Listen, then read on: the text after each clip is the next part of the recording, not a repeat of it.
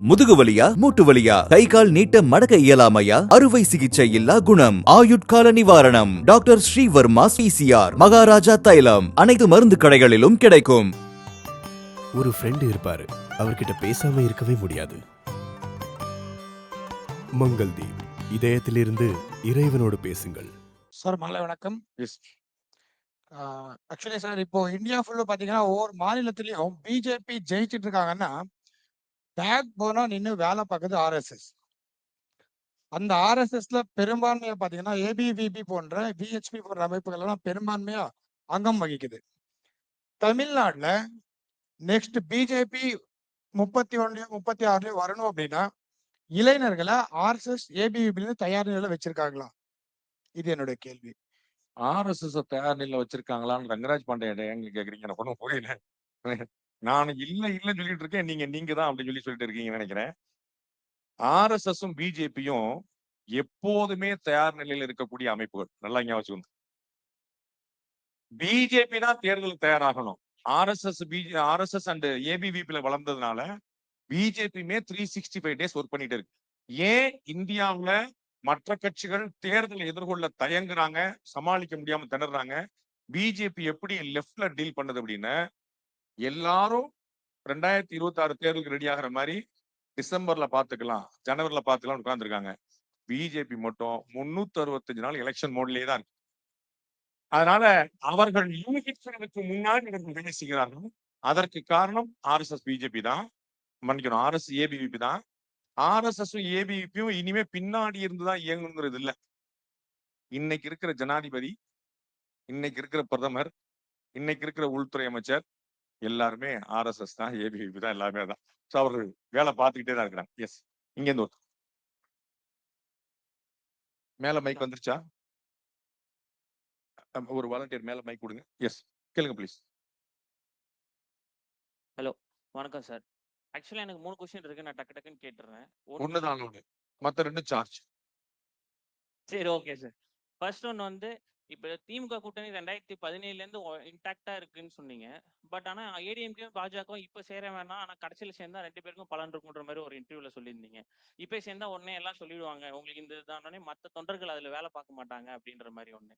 ரெண்டாவது எனக்கு ஒரு கொஸ்டின். என்ன உங்களுடைய கேள்வி? நான் இப்ப சேரணுமா அப்புறம் சேரணுமா அப்படின்னா? நீங்க அப்புறம் சேர்ந்தா நல்லதுதான், இப்ப சேர வேணாம், சேர்ந்தாங்கன்னா இப்ப வந்து சார், கன்னியாகுமரி முதல்ல சேரணுமா வேண்டாமாங்கிற முடிவு பண்ணும். ஓகே அப்புறம் எப்ப சேரணுங்கிற முடிவு பண்ணும். ஓகே சேரணுமா வேண்டாமான்னு சொல்லக்கூடிய 2 பேரும் இங்க இல்ல.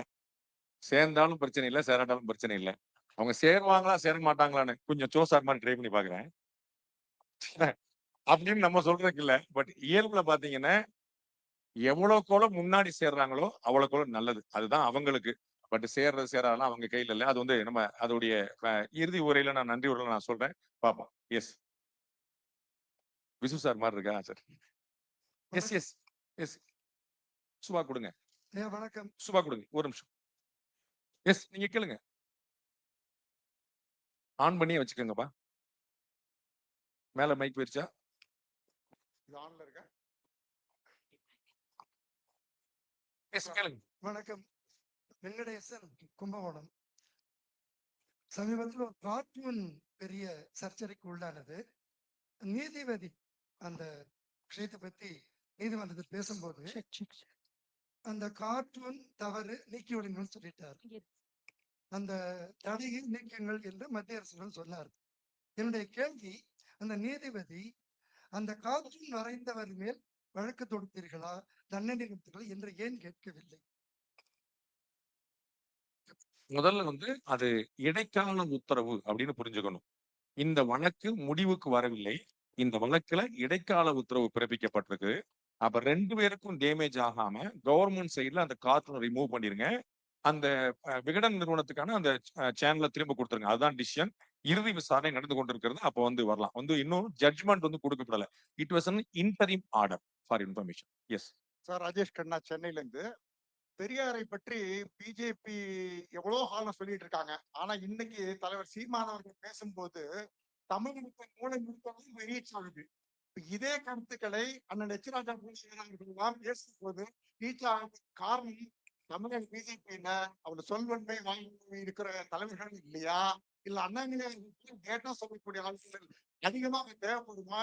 என்ன காரணம்? பிஜேபி சொல்றது போய் சேர மாட்டேங்குது ஏன்? 2 பேரை நீங்களே சொல்லிட்டீங்க பிஜேபியில இருந்து. Thiru H Raja and Annamalai. So அவங்கள நீங்களே அடையாளம் பாக்குறீங்க. திரு அண்ணாமலை இப்பதான் வந்திருக்கிறாரு, ரொம்ப அக்ரெசிவா பண்றாரு. திரு ஹெச் ராஜா வந்து இன்னைக்கு திரு சீமான் சொல்லக்கூடிய எல்லா விஷயங்களும் ரொம்ப முன்னாடியே சொன்னவர்.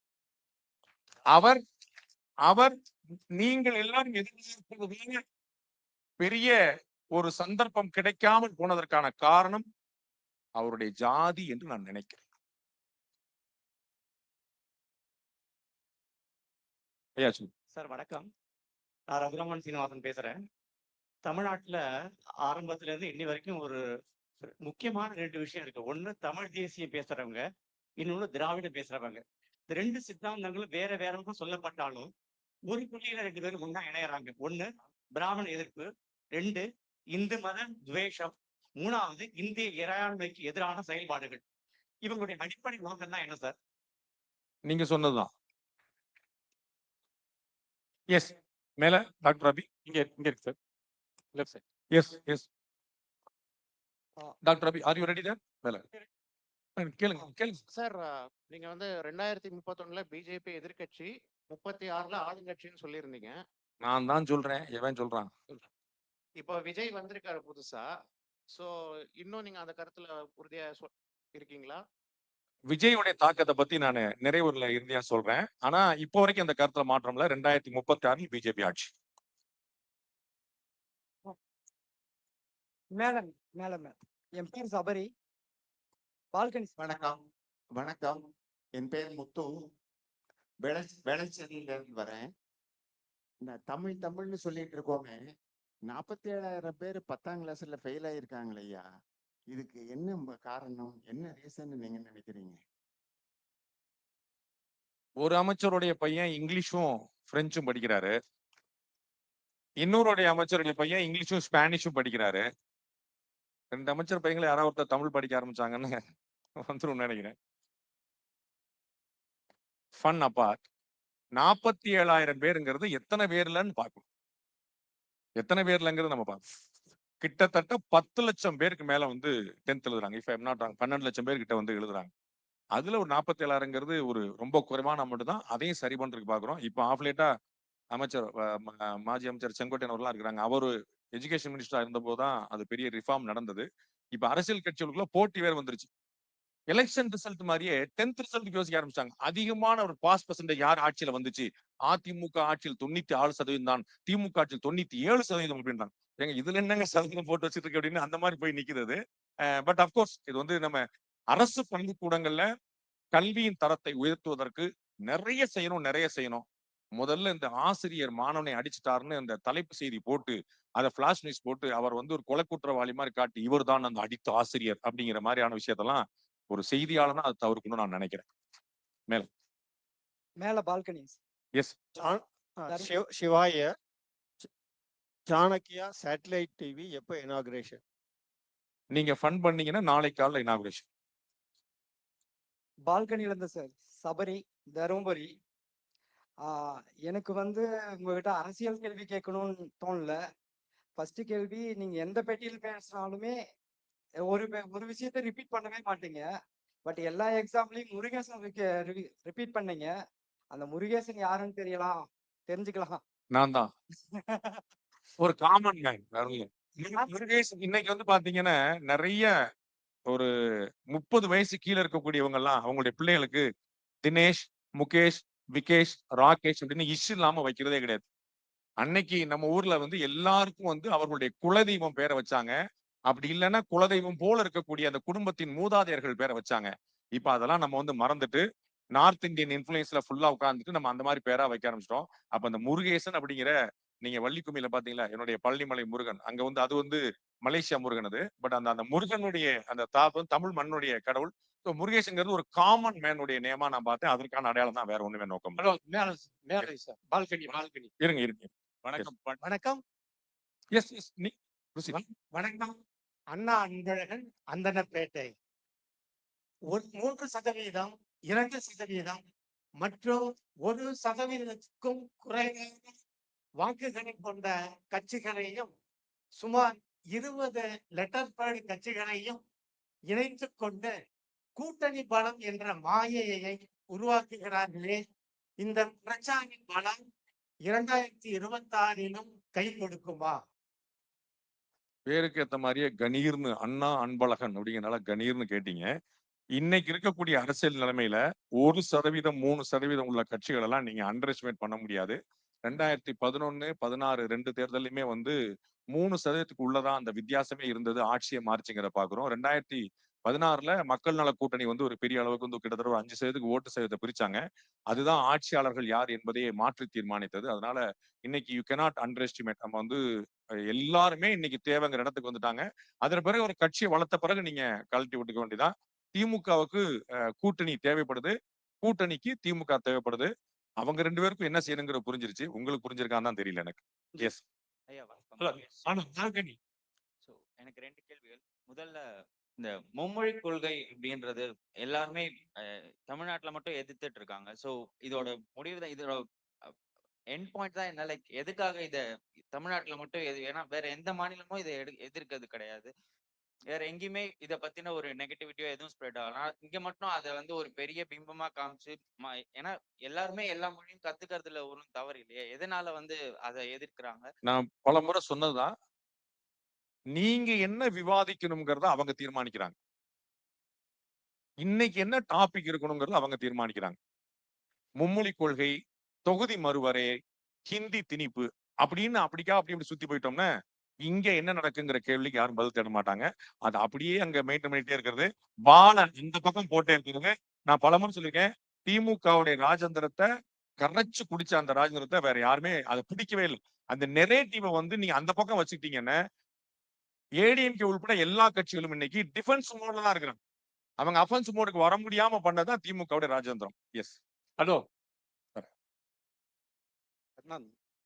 இப்ப நீங்க சொன்னீங்க நிறைய அரசியல்வாதிகள் வந்து உங்ககிட்ட பேட்டி கொடுக்க வந்தா பயந்து ஓடுறாங்க. அப்படிலாம் சொல்ல நீங்க வர்றாங்க. நான் சொல்ல பயந்து ஓடுறாங்க. இல்ல பொதுவாகவே பாண்டிய கிட்ட இது பேட்டிக்குன்னு போனோம்னா அரசியல்வாதிக்கு பயம் இருக்குங்க ஜி. அப்படிலாம் சொல்லாதீங்க. வர்ற 4 வர மாட்டாங்க. நீ ஏன் இப்ப நீங்க அதே பேட்டி எடுத்துட்டு இவங்க பேட்டி என்ன செய்ய போறாங்க நைட்டு தூக்கம் படுத்துருங்க அனுபவம் உண்டுங்க அவங்களுக்கு. நம்ம யாரையுமே தனிப்பட்ட முறையில கேள்வி கேட்கறது இல்லைங்க. நம்ம யாரையுமே ஆபாசமா பேசுறது இல்ல. நாம யாரையுமே இழிவுபடுத்துறது இல்ல. பிலோ த பெல்ட்னு சொல்லுவாங்க. நம்ம என்னைக்குமே பண்ணதில்ல. உங்களுக்கு தெரிஞ்சிருக்கும். நான் வந்து பேட்டி எடுத்து முடிச்ச பிறகு என்னுடைய இன்ட்ரப்ஷன் இல்லாம ஒரு நிமிஷம் நீங்க ஏதாவது சொல்லலாம்னு சொல்லுவேன். அதற்கு பிறகு கட் பண்ண பிறகும் கூட நீங்க ஏதாவது மிஸ் பண்ணிட்டீங்களா, நீங்க ஏதாவது சொல்ல விரும்புனீங்களா, நீங்க ஏதாவது மனசுல வச்சிருந்தீங்களான்னு கேட்டு அதையும் நான் கேள்வி ஆக்கியிருக்கிறேன். சோ நம்ம வந்து ஆப்போசிட்ல உட்கார்ந்து இருக்கிறவங்களுக்கான எல்லா ஸ்பேஸும் கொடுத்து தான் பண்றோம். நாம ஏதோ ஒரு ஆடு சிக்கிருச்சு அப்படிங்கிற பிசினஸ்க்கு நம்ம போறது இல்ல. நம்ம வந்து அவர்கள் ஒரு பெரிய தலைவர்கள்ங்கிறதுல எந்த மாற்று கருத்தும் இல்ல. திருமாவளவன் அவர்கள் வந்து உட்கார்ந்து இருக்கிறாரு, நம்ம பயங்கரமா கிரில் பண்றோம் அப்படின்னு நினைச்சா எனக்கு மனசுல நல்லா தெரியும். ரங்கராஜ் பாண்டே கூட்டா ஒரு 1500 வருவாங்க. திருமாவளவன் அவர்கள் கூட்டா 1,00,000 பேர் வருவாங்கன்னு எனக்கு தெரியும். ஸோ அவர் மக்கள் பிரதிநிதிகள் அப்படிங்கிற அந்த மரியாதை என் மனசுல எப்பயுமே இருக்கும். அதனால நம்ம அந்த மாதிரி யோசிக்கிறதுல அவங்க வேறு காரணங்களுக்காக வர்றதில்லை. Yes balcony. வணக்கம். ஹலோ ஹலோ ஹலோ வணக்கம் sir. Yes yes yes sir balcony. இருங்க சார், பால்கனி தான் சார், அந்த பக்கம் சார். வணக்கம் பாண்டே சார். உங்க வயசு என் வயசு சேம். நீங்க 1975. நானும் எனக்கு உங்க புத்தி கூர்மையும் உங்க அறிவு கூர்மையும் பார்த்து நான் ரொம்ப வியந்திருக்கேன். வாழ்த்துக்கள். என்னோட கேள்வி என்னன்னா, நீங்க சொல்ற மாதிரி 2026 திமுக கூட்டணி உடையுமா உடையாதான்? அண்ணன் செல்வி வந்திருக்கிறாரு. அவர்கிட்ட ஒரு வார்த்தை கேட்டுட்டோம்னா அது ஈஸியா முடிச்சிடலாம். எஸ். ஹலோ வணக்கம் சார். தமிழ்நாட்டுல மும்மொழி கொடி படிக்கலைன்னா பணம் கொடுக்க மாட்டேன்னு ஒன்றிய அரசு சொல்லுது. இதே வடநாட்டுல இந்தி பெல்ட்ல 3 மொழி படிக்கிறாங்களாம். வடநாட்டுல எல்லாருமே பிச்சை எடுத்துட்டு போறான். நானும் பிச்சை எடுப்பேன்னு சொல்ல போறோமா? வடநாட்டுல என்ன பண்றானோ அதை விட நான் பிரமாதம் பண்றேன்னு சொல்ல போறோமா? தமிழ்நாடு இந்தியாவின் மற்ற மாநிலங்களோட போட்டி போடும் இடத்தில் இல்லை. மற்ற நாடுகளோடு போட்டி போடும் இடத்துல அத மாதிரி யோசிக்கணும். ஒரு குஜராத்துடைய முதலமைச்சர், நான் குஜராத்துடைய முதலமைச்சர் மட்டும் யோசிச்சிருந்தாருன்னு குஜராத்ல கூட இருந்திருப்பாரான்னு தெரியாது. தேச விகாஸ்களையே குஜராத் கா விகாஸ் அப்படின்னாரு. இந்த நாட்டின் முன்னேற்றத்திற்காக குஜராத்தின் முன்னேற்றம்னார். மே மாசம் உச்சி வெயில் 45 டிகிரி செல்சியஸ் இருக்கக்கூடிய இடத்துல வீடு வீடா போய் பேட்டி பச்சாவோ பேட்டி படாவோன்னு பெண்களை பூரா படிக்க வைங்கன்னு கேட்டார். அதனால இன்னைக்கு இந்தியாவுடைய பிரதமரா உட்கார்ந்துருக்கிறார். அப்படியே செட்டில் ஆயிராம 365 நாள்ல 150 நாள் டிராவல் பண்ணிட்டே இருக்காரு உலகம் பூரா.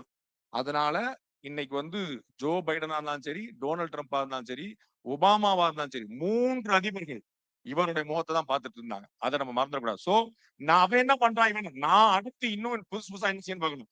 10 மாநிலம், தென் மாநிலம், உங்களுடைய பாஷையில திராவிட மாநிலம். அங்க இருக்கக்கூடிய சந்திரபாபு நாயுடு சொல்லாரு, நான் 10 மொழியில படிக்க வைப்பேன் என் பிள்ளைகள் அப்படின்றார். அப்ப நான் 12 மொழியில படிக்க வைக்கிறேன்னு சொல்லுவான். அப்பதான் கிளம்புங்க. அதிகமான வாய்ப்புகளை கொடுங்கள். வேண்டும் வேண்டாங்கிறது மக்கள் முடிவு பண்ணாங்க.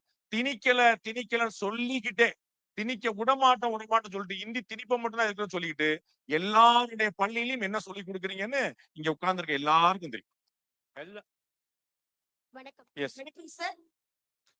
அரசியலில் ஆண்களுக்கு நிகராக பெண்களுக்கு தடம் பதிக்கணும், கால் பதிக்கிறதுக்கு எந்த மாதிரி யுக்திகளை கையாளணும், எங்களை போல கிராமத்துல இருந்து வரக்கூடிய பெண்கள் வந்து நாங்க எப்படி இந்த அரசியல் களத்தை கையாளணும் அப்படின்னு நீங்க சொன்னா அது எங்களுக்கு ஏதுவா இருக்கும்னு நினைக்கிறேன். ஆம்பளைங்க அரசியலுக்கு வந்தாங்க ஒரு சாதாரண அரசியல்வாதியா போயிடுறான். இந்த பொம்பளைங்க அரசியலுக்கு வந்தா பயங்கர பிரச்சனையா இருக்கு. ஒரு இந்திரா காந்தி வந்தாங்க, உலக வரைபடம் மாறிவிட்டது. புதிதாக ஒரு நாடு உருவானது. பங்களாதேஷ்ங்கிற ஒரு நாடு உருவாக காரணம் இந்திரா காந்தி, மறந்துடக்கூடாது. ஒரு ஜெயலலிதா வந்தாங்க, அண்ணன் செங்கோட்டை எல்லாம் பார்த்திருக்கிறாரு. இதோ அம்மா நிர்மலா சீதாராமன் இருக்காங்க, எங்க ஓடுறீங்க வாங்க வாங்க வாங்கன்றாங்க. அக்கா தமிழிசை தன்னந்தனியா தமிழகத்தில் தாமரை மலர்ந்தே தீரும் அடி சொல்லிட்டே இருக்காங்க. நிறைய முன்னுதாரணங்கள் இருக்கு. லேடிஸ் வந்து பவர் இல்லையா, சக்தி இல்லையா, ஒரு சின்ன இடம் கொடுத்தா நீங்க மொத்தத்தையும் மடக்கிடுவீங்கன்னு தெரியும். அதனால அப்படி அமுக்கி வச்சுட்டு நீ தான் தெய்வம் அப்படியே உட்காரு, நீ நல்லவன் அப்படியே உட்காரு சொல்லிட்டு இருப்பாங்க. சுய முயற்சி தான் கொண்டு வர முடியும். யாரும் வளர்த்து விட்டு யாரும் வளர முடியாது. அரசியலில் யாரும் வளர்த்து விட்டு யாரும் உருவாவதில்லை. யாரையும் வளர்க்க யாரும் ஆசைப்படுவதில்லை. அதற்கு மேல உங்களுக்கு தெளிவு தேவைப்பட்டுச்சுன்னா பியூர் பாலிடிக்ஸ் கிளாஸ்ல சேர்ந்துருங்க. வணக்கம் சார். வணக்கம். நான் குமார சுப்பிரமணியன், முன்னாள் இந்திய விமானப்படை வீரர். எனக்கு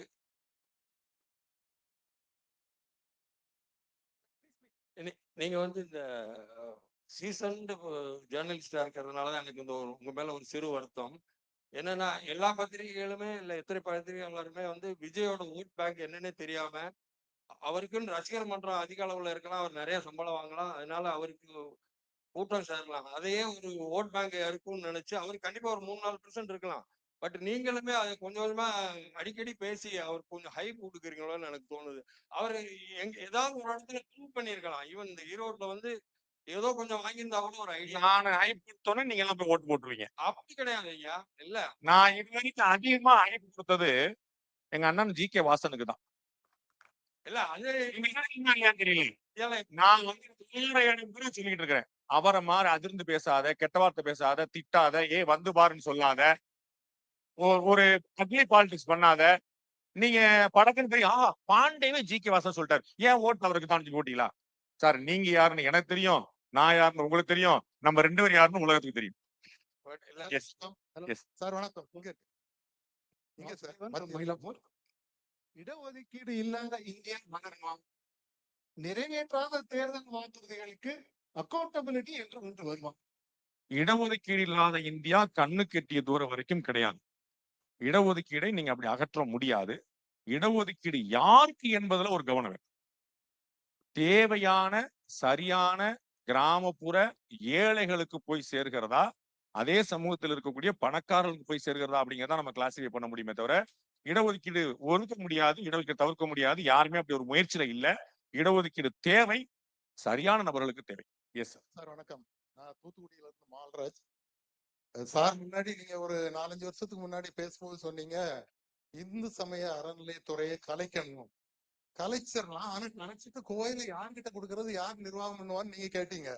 ஆனா இப்ப இவரு பிஜேபி தலைவரா இருக்கக்கூடிய அண்ணாமலை அவர்கள் வந்த பிறகு நீங்க அந்த முடிவை மாத்திக்கிறீங்களா சார்? என்னுடைய பார்வைகள் எதுவுமே பிஜேபி மாநில தலைவரா யார் வந்திருக்காங்கிறத பார்த்து இல்லை. என்னுடைய கேள்வி வந்து அப்படியே இருக்கு, அதற்கான பதில் இன்னும் கிடைக்கல. தமிழ்நாடு முழுக்க நீங்க வந்து அறநிலையத்துறையை கலைச்சிருங்க, யார்கிட்ட கொடுப்பீங்கிற கேள்விக்கு பதில். கபாலீஸ்வரர் கோயில் யாருக்கு போகும்? ஸ்ரீரங்கம் கோயில் யாருக்கு போகும்? யார் அதை பண்ணும்? ட்ரஸ்டிகளுக்கு கொடுக்கலாம். சாணக்கியா கொடுத்துருவா? ரைட். ட்ரஸ்டிகளுக்கு கொடுக்கலாம். அந்த ட்ரஸ்டிகள் யார்? இதுல நிறைய விஷயங்கள் இருக்கு. அப்ப முதல்ல நம்ம என்ன செய்யணும்னா நிர்வாகத்தை சீர்திருத்த முயற்சி. தமிழ்நாட்டு அரசு சரியில்லை, ஆட்சி சரியில்லைன்னு நீங்க நினைச்சீங்கன்னா அதை சரி பண்றதுக்கு முயற்சி பண்ணணுமே தவிர அரசியலே கூடாது, அரசியல்வாதிகளே கூடாது அப்படின்னு சர்வாதிகாரம் எவ்வளவோ தேவலாம். எமர்ஜென்சி காலத்துல ட்ரெயின் கரெக்டா வந்துட்டு இருந்தது தெரியுமோ அப்படின்னு சொல்லக்கூடாது. எமர்ஜென்சி காலத்துல ட்ரெயின் மட்டும் வந்தது இல்ல, நீங்க எத்தனை புள்ள பத்துக்கணுங்கிற வரைக்கும் அவங்க தீர்மானிச்சாங்க, மறந்துடக்கூடாது. சோ அப்படிப்பட்ட விஷயத்துக்கு கொஞ்சம் கனவுல வச்சுக்கணும். அப்ப நம்ம இருக்கிறத அறநிலைத்துறை சரியில்லைன்னா அதை சரி பண்றதுக்கான வழியை பார்க்கணும். ஒட்டுக்க காலி பண்ணி போறல அதற்கான காலம் வரலாம். முதல்ல இது சரி பண்ண பிறகு முதல்ல நம்ம செய்ய வேண்டிய கடமை அறநிலைத்துறை சரி பண்றது. அப்புறம் அறநிலைத்துறை வேண்டாமா இல்லையாங்க அப்புறம் பண்ணும். முதல் கையெழுத்துல போட போறேன்னு அண்ணன் அண்ணாமலை அவர்கள் சொல்றாரு. வரட்டும், பார்க்கலாம். தெரியல. Yes. Hello hello sir, Satish Mambalam.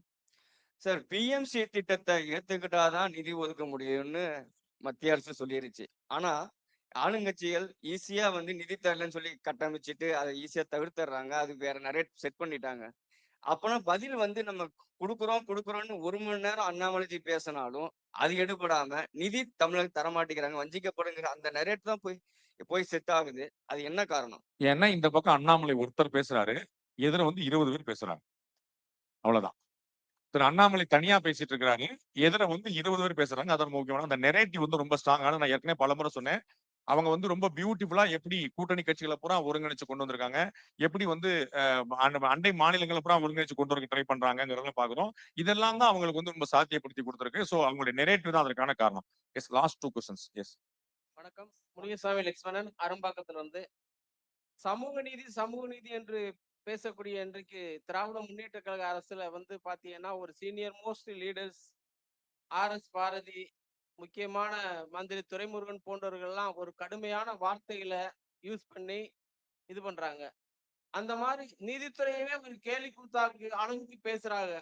இந்த மீடியா இன்னும் அவங்க மேல உங்களுடைய கருத்துக்களை தெரிவிக்கணும்.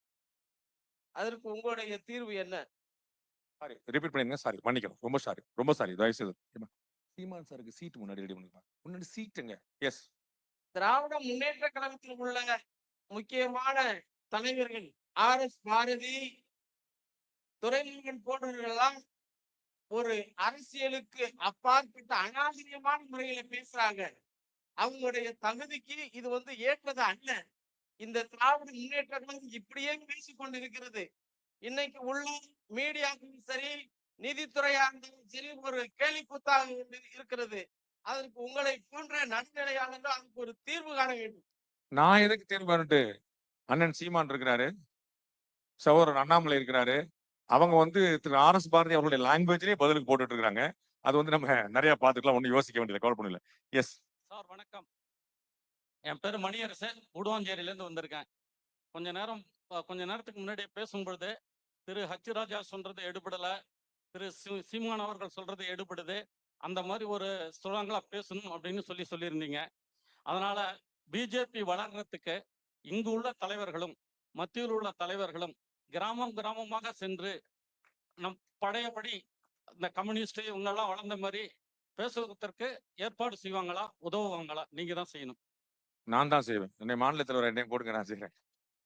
சார், அரசியல் கட்சி வளர்றதற்கு எல்லா கட்சி தொண்டர்களுக்கும் தான். அது தமாக தொண்டர்களா இருந்தாலும் சரி, நாம் தமிழர் தொண்டர்களா இருந்தாலும் சரி, அதிமுக தொண்டர்களா இருந்தாலும் சரி, பாஜக தொண்டர்களா இருந்தாலும் சரி, அந்த கட்சி வளரணும்னு தொண்டர்கள் உழைக்கணும். அது இல்லாம யாரோ ஒருத்தர் மேல இருந்து குதிப்பாரு, கட்சி அப்படியே டபக்குன்னு வளர்ந்து நினைச்சீங்கன்னா அது கனவு, நடக்க போறதே இல்லை. கீழே கிரவுண்ட் லெவல் கனெக்ட் தொண்டர்களால் மட்டும்தான் சாத்தியம். அதனால தொண்டர்கள் உழைத்தால் உண்மையிலேயே நீங்க நினைச்சீங்க. பெரும்பாலான பேர் என்ன நினைக்கிறாங்கன்னு, நான் ஒரு கிரிட்டிக்கா மட்டுமே இருப்பேன். அவர் செய்யறது சரியில்லை, இவர் செய்யறது சூப்பர் மட்டும் சொல்லுவேன். நான் கான்ட்ரிபியூட் பண்ண மாட்டேன்னு நினைக்கிறேன். நரேந்திர மோடி ஒரு நாளைக்கு 20 மணி நேரம் உழைக்கிறார். ஒரு நாளைக்கு 20 மணி நேரம் உழைக்கிறார். அவரை விட ஒரு சிறந்த காரியகர்த்தா அந்த கட்சிக்கு யார் கிடைப்பான்னு சொல்லுங்க. நாட்டுடைய பிரதமர் விட்டுருங்க, அந்த கட்சிக்கு ஒரு காரியகர்த்தா யார் கிடைப்பான்னு பாருங்க. 2014 ஒரு முதல் முறையாக பதவியேற்ற போது உங்களுக்கு தெரியும், அதற்கு முன்னாடி திரு அத்வானி அவர்களுக்கும் இவர்களுக்கும் உள்ள சில மனத்தாங்கள் எல்லாம் உங்களுக்கு எல்லாம் தெரியும். திரு அத்வானி அவர்கள் அந்த பதவியேற்பு நிகழ்ச்சிக்கு முன்னாடி பாஜகவுடைய எம்பிகள் கூட்டத்தின் போது இந்த கட்சிக்கு நீ செய்திருக்கக்கூடிய சேவை சாதாரணமானதல்ல அப்படின்னு நெகிழ்ந்தார் திரு மோடி அவர்கள். அதற்கு அடுத்து பேசும்போது அம்மாவுக்கு புள்ள செய்யறது தேவையா, அது சேவையா, அது கடமை இல்லையான்னு கண்ணீர் விட்டார். அந்த மாதிரி நான் உழைத்து கொண்டே இருப்பேன். அன்னைக்கு வந்து ராஜ்நாத் சிங் அந்த கட்சியுடைய அகில இந்திய தலைவர். பிரதமர் வேட்பாளராக இருந்த நரேந்திர மோடி இந்தியா முழுக்க பிரச்சாரம் செய்து 400க்கும் மேற்பட்ட கூட்டங்கள் கலந்து கொண்டு பிரச்சாரம் முடிவுற்ற போது அகில இந்திய தலைவராக இருந்த ராஜ்நாத் சிங் போய் ரிப்போர்ட் கார்டு கொடுத்தார். நான் எவ்வளவு நிகழ்ச்சியில கலந்து கொண்டேன், எவ்வளவு நாள் நான் உழைச்சேன், எவ்வளவு மேடைகள் போனேன், ரிப்போர்ட் கார்டு கொடுத்தார். நரேந்திர மோடி உழைப்பாரு, நம்ம உட்கார்ந்துக்கலாம் நினைச்சா நடக்க போறது இல்ல. நரேந்திர மோடியோட 1/2 மணி நேரம் கூட உழைப்பேன் நினைச்சா தமிழ்நாட்டில் பிஜேபி ஆட்சி 2036க்கு முன்னாடியே சாத்தியம். நான் விமர்சனம் மட்டும் பண்ணிட்டு இருப்பேன் அப்படின்னா, நாங்க ஹரியானால வந்துட்டோம், நாங்க டெல்லியில வந்துட்டோம், நாங்கெல்லாம் யார் தெரியுமா அப்படின்னு சொல்லிக்கிட்டே இருக்க வேண்டியதான். இங்க வர்றதுக்கு நீங்க உழைக்கணும். அண்ணாமலை உழைச்சா பத்தாது. ஒவ்வொரு ஊர்லயும் ஒரு ஹெச் ராஜா, ஒவ்வொரு ஊர்லயும் ஒரு பேராசிரியர் சீனிவாசன், ஒவ்வொரு ஊர்லயும் ஒரு கருப்பு முருகானந்தம், ஒரு ஏபி முருகானந்தம் போல ஒவ்வொரு ஊர்லயும் வந்து நிக்கணும். அப்படின்னாதான் சாத்தியப்படும். எஸ். வணக்கம். இப்ப ராமச்சந்திரன், டெமோக்ராட்டிக் ஓட்டு முறையை மாத்த முடியுமா? அது இல்லாம இப்ப எல்லாரும் ஓட்டு போறாங்க. எமோஷனலா வந்து எல்லாம் ஓட்டு போறாங்க. அறிவுபூர்வமா அதை மாத்துறதுக்கு என்ன வழி? அது படிப்பு படிச்சவங்க எல்லாத்துக்குமே நீட்டு வச்சுக்கிறாங்க. எம்பிஏ ஆகிறது ஒரு நீட் வச்சா என்ன? அது கட்டாயமா பண்றதுக்கு என்ன வழி? அது யார்கிட்ட முறை படிச்சா நல்லா ஓட்டு போடலாம்னு நினைச்சிட்டீங்கன்னா கிடையாது. அது வந்து ஒரு செக்டாரா போடுறாங்க. முதல்ல ஒரு மத சார்பு மாசா போய் ஓட்டு போடுறாங்க. அவங்க வந்து யாருக்குள்ள ஒரு கும்பலா போய் ஓட்டு போடுறாங்க. இவங்க சொல்லி கும்பலா போய் மொத்தம் அறிவுபூர்வம் சிந்திக்காம போடுறாங்க. அந்த மாதிரி சிஸ்டத்தை மாத்திட்டு இவங்க தான் ஓட்டு போடணும், அவங்க அறிவுபூர்வமா அவங்களை இது சிந்திக்க வச்சு ஓட்டு போடுறோம். அந்த மாதிரி சிஸ்டம் எப்படி கொண்டு வருது? இதுக்காகவே நீட் எதிர்க்க வச்சிருவீங்க போல தெரியுது. நீட் எதிர்க்க வேண்டாம். நீட் மாதிரி சொல்றீங்க. அரசியலுக்கு எப்படி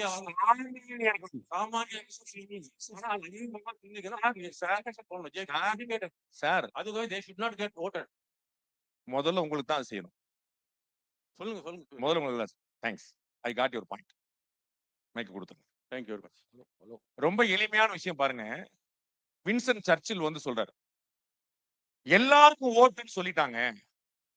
பிரிட்டன்ல, அமெரிக்கால, அரபு நாடுகள்ல, பல நாடுகள்ல ஜனநாயகம் வந்த உடனே முதல் ஓட்டுரிமை எல்லோருக்கும் கொடுக்கப்படவில்லை. டாக்ஸ் கட்டுறவங்களுக்கு மட்டும் ஒரு ஓட்டு வந்துச்சு. பெண்களுக்கு கிடையாதுன்னு வந்துச்சு.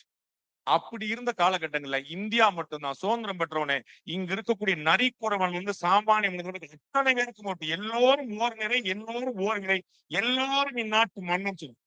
இந்த சாமானியனுக்கு உங்களை மாதிரி பேச தெரியாது சார். மைக்க பிடிச்சு நம்ம யாரையும் ஐக்கியம் ரொம்ப ஸ்ட்ராங்கானவர்கள் சாமானியர்கள். ஒரு நாள் அவங்களை பிளேம் பண்ணாதீங்க. அந்த கட்சி நான் கிடையாது. சாமானியர்களை வென்றெடுக்கக்கூடிய திறன் இந்த அரசியல்வாதிகளுக்கு இல்லைன்னு சொல்லுங்க. சாமானியர்கள் சரியா யோசிக்கலன்னு சொல்லாதீங்க. இருக்கிற வாய்ப்புல அவங்க சரியா தான் பண்ணிட்டு இருக்காங்க. No doubt. Last question from this. Last question. வணக்கம். ஒருங்கிணைந்த இந்திய நாட்டை ஆளும் அரசின் கல்வி அமைச்சர் ஒருவர் தங்களது திட்டத்தை ஏற்றுக்கொண்டால் மட்டுமே உங்களுக்கு நிதி அளிக்க முடியும் என்று கூறும் அந்த நிலைப்பாட்டில் திரு ரங்கராஜ் பாண்டே அவர்களின் தனிப்பட்ட நிலைப்பாடு என்ன? இது ஏற்றுக்கொள்கிறீர்களா, எதிர்க்கிறீர்களா? எதிர்க்கிறீர்கள் என்றால் முக்கியமாக பாஜக தமிழ்நாட்டை ஆளும் என்பது எந்த வகையில் நியாயம்? சாணக்கியா பாருங்க, நான் 15 தடவை சொல்லிட்டேன் இதுக்கான பதில். இன்னும் ஒரு தடவை சொல்லிடுறேன் உங்களுக்கு. நீங்க அண்ணன் சீமானுக்கா வந்திருக்கீங்களா? எனக்கு தெரியும்ல. ஏங்க, ஒரு கேள்வி கேட்கும்போது அது யாருன்னு தெரியலன்னா நான் 25 வருஷம் நேரத்துல நான் என்ன பண்ணிட்டு இருக்கேன் எனக்கு சொல்லுங்க. வெளியில டீ வாங்குறீங்க. சாணக்கியால உங்களுக்கு ஃப்ரீ டீ கொடுத்தாங்களா? நீ சாப்பிட்டீங்களா இல்லையான்னு தெரியல.